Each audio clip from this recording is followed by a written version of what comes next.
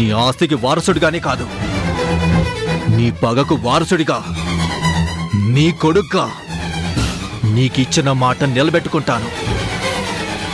నేను జైలు నుంచి బయటకొచ్చాక తీరబోతున్న మొదటి పగ. ఇందులో తిరుగులేదు నాన్న. ఆ కీర్తి ఎక్కడున్నా సరే దాన్ని వెతికి పట్టుకొని చంపే వరకు నిద్రపోను.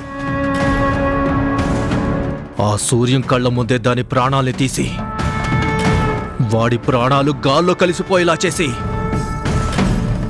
నన్ను కన్నా నీ రుణం తీర్చుకుంటాను నాన్న. చూసావా బావా, నీ కొడుకు నీకన్నా కోపంగా ఉన్నాడు.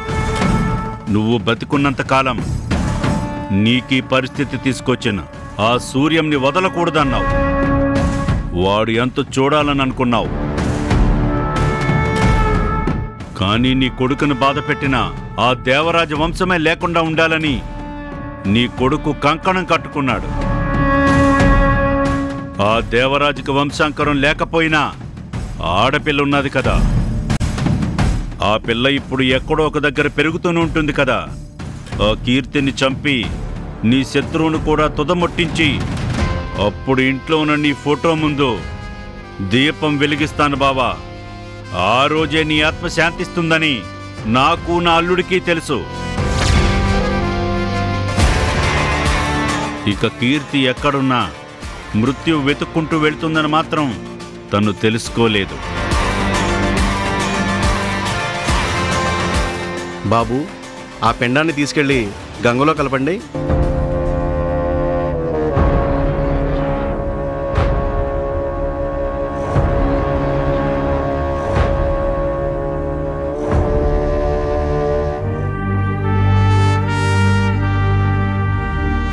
సూర్యం గారు, కాఫీ తీసుకోండి.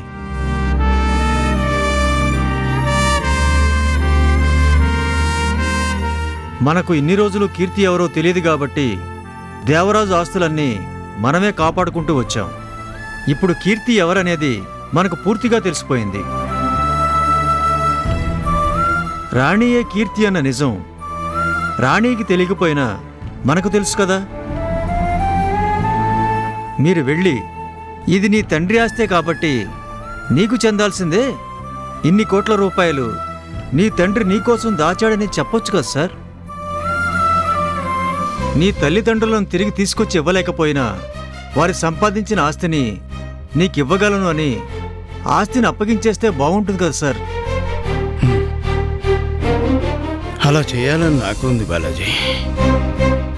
నేను రాణి దగ్గరికి వెళ్ళి, అమ్మ కీర్తి, నన్ను తాతయ్య అని మొదటిసారి పిలిచిన మనిషివు నువ్వు. నా రక్తం పంచుకు పుట్టిన మనవరాళ్లతో పాటు నువ్వు కూడా నా సొంత మనవరాలివే, నా ప్రాణ స్నేహితుడు కూతురివి. ఇప్పుడు నేను నీకు ఇచ్చిన ఫ్యాక్టరీ కూడా మీ నాన్నదేనమ్మా అని నీతో చెప్పాలనుంది. కానీ దానికి సరైన సమయం ఇది కాదు. సమయం వచ్చినప్పుడే రాణి కీర్తి అన్న నిజం బయట పెట్టాలి. అంతవరకు ఈ విషయాన్ని మన గుండెల్లోనే దాచుకోవాలి. ఏది ఎప్పుడు ఎలా తెలియాలో ఆ భగవంతుడు నిర్ణయించే ఉంటాడు. తప్పకుండా ఆ రోజు ఈ నిజం బయటపడుతుంది.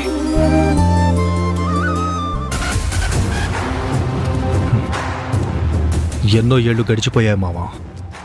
ఇప్పుడు ఆ కీర్తి రూపురేఖలు కూడా మారిపోయి ఉంటాయి. కనీసం గుర్తుపట్టడానికి తన చిన్ననాటి ఫోటో కూడా మన దగ్గర లేదు. అయినా సరే దాక్కున్న ఎలకను ఎలా బయటికి రప్పించాలో ఈ కీర్తిని కనుక్కొని దాన్ని అంతం చేసి తీరాలి. అందులో సందేహమే లేదు. అది ఎప్పుడు ఎలా జరగాలో అలాగే జరుగుతుంది. ఆ రోజే నా తండ్రి ఆత్మకు శాంతి కలుగుతుంది.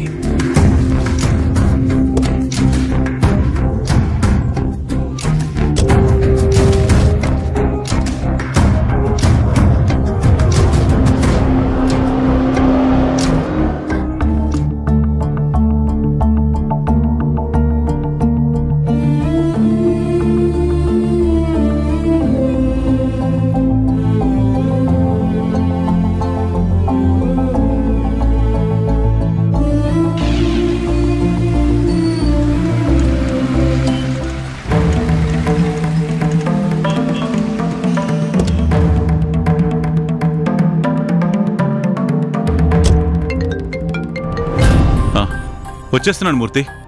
మీరంతా అక్కడే ఉన్నారు కదా, నేను వచ్చేస్తున్నాను. చెప్పాను కదా మూర్తి, దగ్గరలోనే ఉన్నాను. 10 minutesలో అక్కడ ఉంటారు. ఈలోగా అందరినీ ఒకసారి ప్రాజెక్ట్ చెక్ చేయమని చెప్పు. నేను వచ్చాక దాని మీద డిస్కస్ చేస్తాను.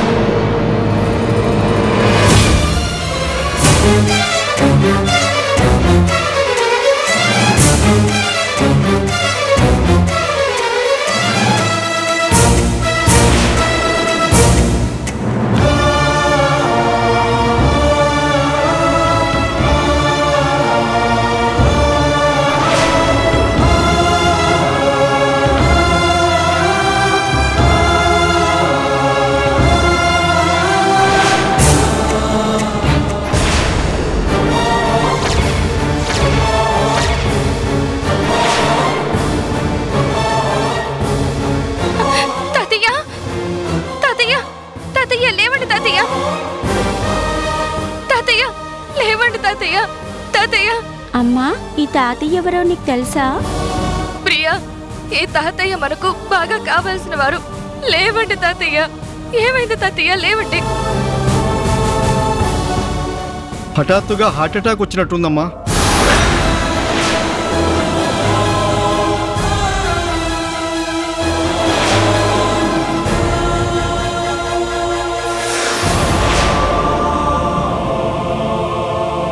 ప్లీజ్ ఎవరైనా అంబులెన్స్ కి కాల్ చేయండి. వెంటనే హాస్పిటల్ కి తీసుకెళ్ళాలి. ఇవి హార్ట్ అటాక్ సిమ్టమ్స్ లా ఉన్నాయి. తాతయ్య, తాతయ్య లేవండి. Hello ambulance.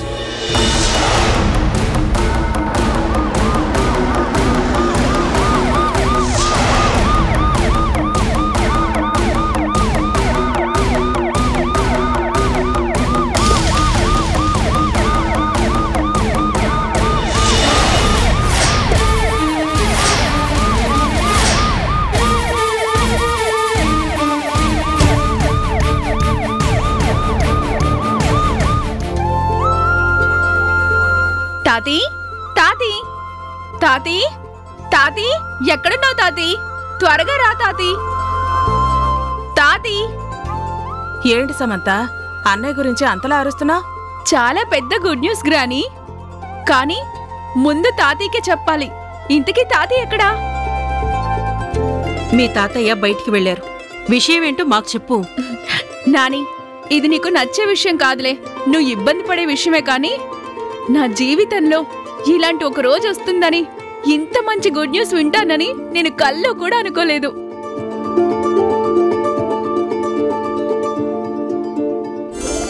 ఈ రోజు నాకు చాలా సంతోషంగా ఉంది. ప్రపంచాన్ని జయించినంత ఆనందంగా ఉంది. ఇక నన్ను, నా వంశీని ఎవ్వరు విడదీయలేరని ఈ రోజుతో నాకు రుజువైపోయింది. ఏంటి సమంత, ఎప్పుడూ లేంది కొత్తగా మాట్లాడుతున్నా? ఇప్పుడు ఈ విషయాలన్నీ ఎందుకు చెప్తున్నా? వంశీని కలిసొచ్చావా?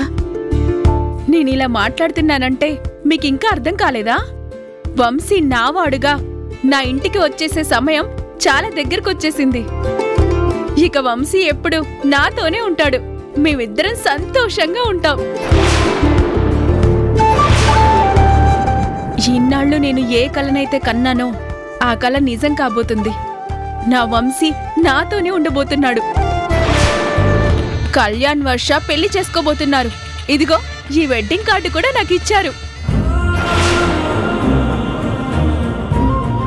ప్రేమ ప్రేమ అంటూ వర్ష కోసం వంశీ పిచ్చోళ్లా తిరుగుతున్నాడు. కానీ వర్ష తన స్వార్థాన్ని తను చూసుకొని కళ్యాణ్ని తన జీవితంలోకి తెచ్చుకుంటుంది. అలాంటి మనిషిని ప్రేమించి వంశీ చాలా పెద్ద తప్పు చేశాడు.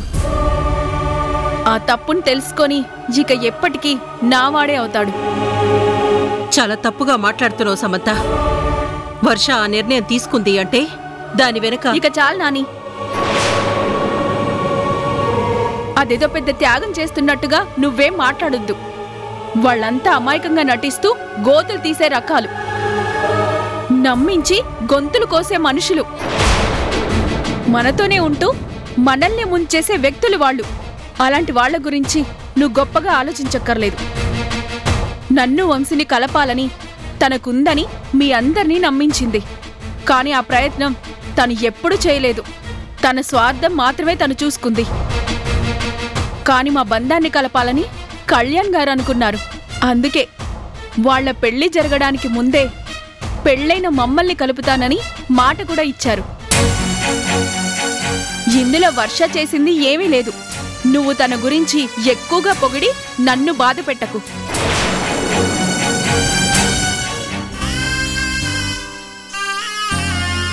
పిచ్చిదానా, వర్ష ఎంత త్యాగం చేస్తుందో నువ్వు గుర్తించకపోయినా నాకు తెలుసు. నీ జీవితాన్ని నిలబెట్టడం కోసం, నిన్ను వంశీని ఒక్కటి చేయడం కోసం తనీ పెళ్లి ఒప్పుకుంది. ప్రేమని చంపుకోలేదు.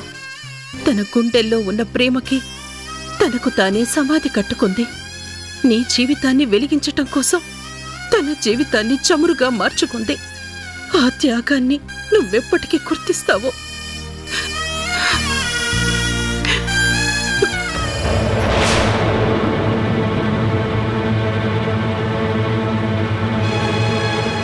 ఏంటిది? వర్షకి కళ్యాణ్కి పెళ్ళైపోతే వర్ష ఎలాగైనా ఒప్పించి వంశీని ఇంటికి తీసుకొస్తుంది. సమంతని వంశీని కలుపుతుంది. ఆ తర్వాత వర్ష అయ్యే ఈ ఇంటి మనవరాలని నిజం తెలిసిపోతుంది. అప్పుడు వాళ్ళందరూ ఒక్కటైపోతారు. అప్పుడు నేనేం చెయ్యాలి? వీళ్ళందరికీ సేవలు చేస్తూ బతకాలా? అది కాదు నాకు కావాల్సింది. శంకర్ గ్రూప్ ఆఫ్ కంపెనీకి నేనే చైర్పర్సన్ కావాలి. వీళ్ళందరూ నా కాళ్ళ కింద చెప్పుల్లా ఉండాలి. ఈ నా కల కలగానే మిగిలిపోకూడదు. అది జరగాలి అంటే అక్కడ ఆ పెళ్లి జరగకూడదు, ఇక్కడ సమంత వంశీలు కలవకూడదు.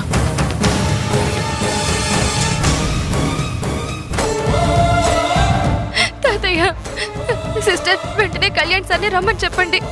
తాతయ్యకి ఏం కాకూడదు, ఏం కాకూడదు. హార్ట్ అటాక్ వచ్చింది. లేట్ చేస్తే చాలా ప్రమాదం. త్వరగా రమ్మని చెప్పండి ప్లీజ్. పాపని సార్ క్యాబిన్లో కూర్చోబెట్టండి. Okay madam. తాతయ్య, తాతయ్య, తాతయ్య, తాతయ్య లేవండి తాతయ్య, తాతయ్య.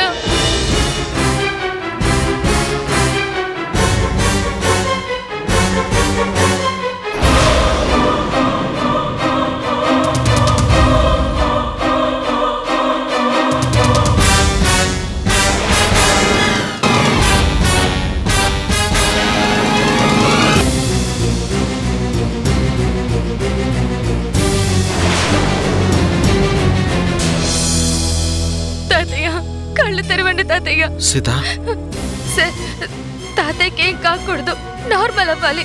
హార్ట్ అటాక్ వచ్చి చాలా సేపు అయింది. ఎంత పిలుస్తున్నా పలకడం లేదు సార్. ఏం చేయాలో నాకు అర్థం కావడం లేదు. ప్లీజ్ సార్, మీరే ఎలాగైనా చూడండి సార్. సీత, హాస్పిటల్కి తీసుకొచ్చావు కదా, ఇంకేం కాదు. నేను ట్రీట్మెంట్ చేస్తాను, నువ్వు ధైర్యంగా ఉండు. నిర్మలమ్మ, సీతను తీసుకుని బయటికెళ్ళు. అలాగే సార్. నిర్మలమ్మ తీసుకెళ్ళు. సీత రామ్మా.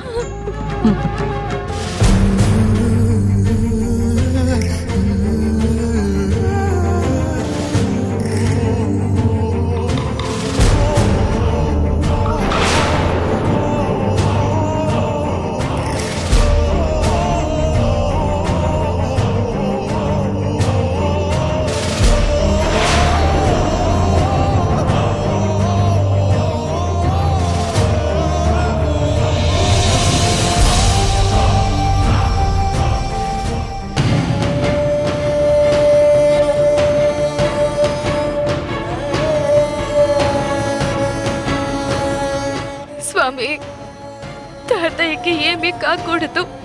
ఇన్నాళ్ళకి నా వాళ్ళని నేను కలుసుకున్నాను. నా కళ్ళతో నేను వాళ్ళ దగ్గరుండి జాగ్రత్తగా చూసుకోవాలనుకుంటున్నాను. నేనే తన మనవరాల్ని అన్న నిజం తాతయ్యకి తెలియకపోయినా ఆయనే నా తాతయ్య అనే నిజం నాకు తెలుసు కదా.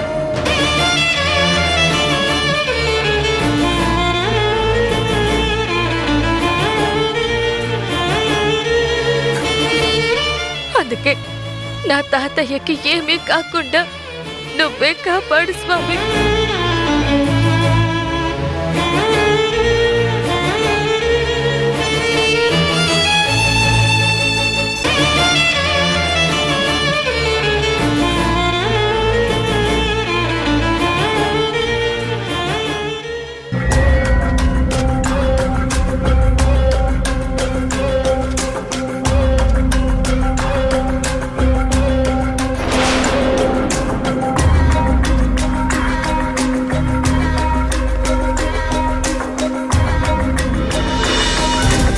ఒక నిమిషం, ఈ ఫోటోలో ఉన్న వ్యక్తిని ఎప్పుడైనా చూసారా?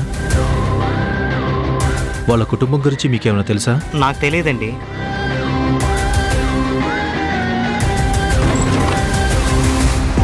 ఎక్స్క్యూజ్ మీ, ఈ ఫోటోలో ఉన్న వ్యక్తి చాలా పెద్ద మనిషి. ఈయన గురించి కానీ ఈయన పిల్లల గురించి కానీ మీకెవరికైనా తెలుసా? తెలియదు సార్ మాకు.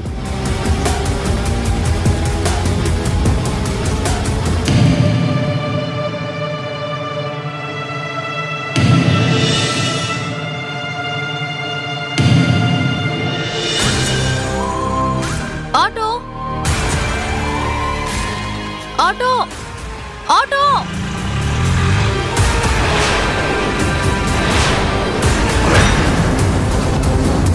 చూడండి, ఈ ఫోటోలో ఉన్న వాళ్ళని మీరెప్పుడైనా చూసినట్టు కానీ మీకేమైనా తెలిస్తే చెప్పండి. వీళ్ళు నాకు బాగా కావలసిన వాళ్ళు. నేను వీళ్ళ గురించి వెతుకుతున్నాను. ఆ కుటుంబం గురించి తెలుసుకోవాలి. ప్లీజ్ చూసి చెప్పండి.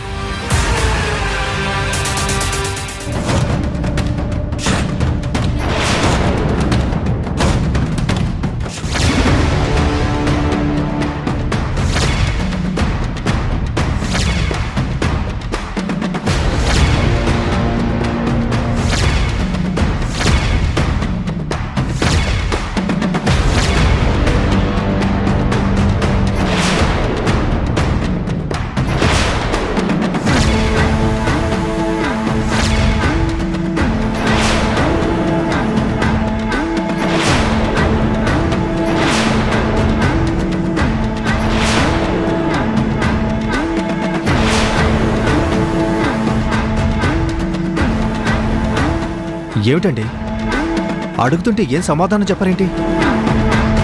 వీళ్ళ గురించి మీకేమైనా తెలుసా? తెలీదండి, నేనెప్పుడు వీళ్ళని చూడలేదు. అయినా ఎవరు వీళ్ళు? మా మావయ్య అండి. మాకు చాలా సహాయం చేశాడు. మర్చిపోలేనంత సహాయం చేశాడు. అనుకోకుండా తను చనిపోయాడు. తనకు పాప ఉండాలి. ఆ అమ్మాయి గురించి వెతుకుతున్నాను. చేసిన సహాయానికి రుణం తీర్చుకోవాలి కదా. ఆ రుణం తీర్చుకునే వరకు నా కంటి మీద కొనుక్కు రావడం లేదు. అందుకే తన గురించి వెతుకుతున్నాను. ఇక్కడ ఇదే ఊర్లో ఉంటారని నా నమ్మకం. కానీ తప్పిపోయిన మనుషులు ఎక్కడుంటారో తెలియక నేను వాళ్ళ కోసం వెతుకుతున్నాను. మీకేమైనా గుర్తొస్తే చెప్పండి. ఎప్పుడో చేసిన సహాయాన్ని గుర్తుపెట్టుకొని ఇప్పుడు రుణం తీర్చుకోవాలనుకుంటున్నారా? మనుషులు ఉన్నప్పుడు ఇచ్చిన మాటను నిలబెట్టుకోలేని ఈ రోజుల్లో ఆ మనుషులు చనిపోయినా కూడా వాళ్ళ పాప గురించి మీరు వెతుకుతున్నారు అంటే నిజంగా మీరు చాలా గొప్పవారండి. కానీ వీళ్ళని చూసిన గుర్తు నాకు రావట్లేదండి. ఇంత మంచి మనసున్న మీకు మీరు వెతుకుతున్న వాళ్ళు తప్పకుండా దొరుకుతారు.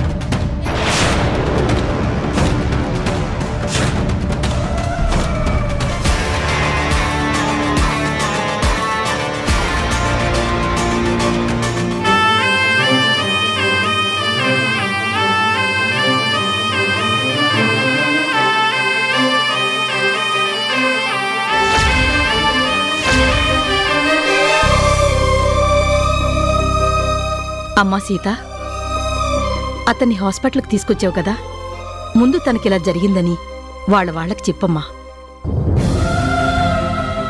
తాతయ్య అంటున్నావంటే అతను నీకు బాగా తెలిసిన వ్యక్తిలా ఉన్నారు కదా, వాళ్ళ ఇంట్లో వాళ్ళకి ఈ విషయం చెప్పమ్మా. ఎలా చెప్పమంటారు సిస్టర్? ఆయనకిలా జరిగిందంటే నేనే తట్టుకోలేకపోతున్నాను. అలాంటిది వాళ్ళ ఇంట్లో వాళ్ళకి తెలిస్తే వాళ్ళెంత బాధపడతారో కదా, నేనెలా చెప్పగలను? చూడమ్మా, ఎవరి విషయంలో ఎప్పుడు ఎలా జరుగుతుందో ఎవరు ఊహించలేరమ్మా. హార్ట్అటాక్ అన్నది ఇప్పుడు సర్వసాధారణం అయిపోయింది. చిన్నవాళ్లు పెద్దవాళ్లు తేడా లేకుండా ప్రతి ఒక్కరికి వచ్చేస్తుందమ్మా. సమయానికి నువ్వు చూసావు కాబట్టి హాస్పిటల్కి తీసుకురాగలిగావు. ట్రీట్మెంట్ జరుగుతుంది కదమ్మా, ఏమీ కాదులేమ్మా. కాని వాళ్ళ మనిషికిలా అయిందని వాళ్ళ ఇంట్లో వాళ్ళకైతే తెలియాలి కదా, చెప్పమ్మా. అసలు ఏం జరిగిందో ముందు చెప్పమ్మా. అదే నానమ్మా, ఇప్పుడు తాతయ్య బాగానే ఉన్నారు. బాగుండడం ఏంటి? ఏమైంది? తాతయ్యకి హార్ట్ స్ట్రోక్ వచ్చింది నానమ్మా.